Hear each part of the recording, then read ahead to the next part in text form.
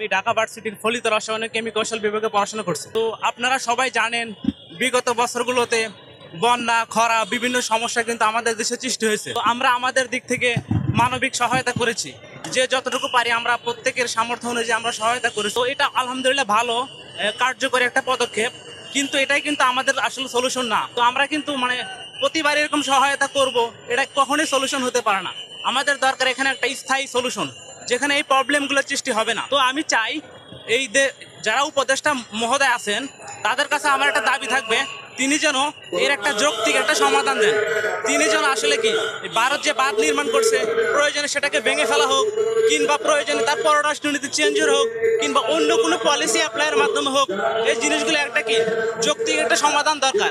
তাহলে কিন্তু কি হবে, বাংলাদেশের মানুষের এই দুর্ভোগ সত্যিকার অর্থে কি হবে, শেষ হয়ে যাবে এবং মানুষ স্বস্তিতে ফিরবে। তো আমি তাদের কাছে আকুল আবেদন রাখি, তারা যেন এটার একটা কি পার্মানেন্ট সলিউশন দেন। সকাল থেকে এখানে আসছি বাচ্চাদেরকে সাহায্য করার জন্য।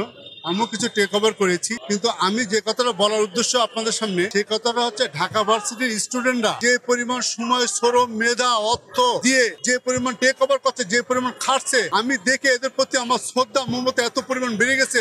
এজন্য শুকুর আলহামদুলিল্লাহ। আল্লাহ পাক যাতে ঢাকা ভার্সিটির স্টুডেন্টকে সবাইকে হেফাজত করুক, সবাইকে রহমত করুক।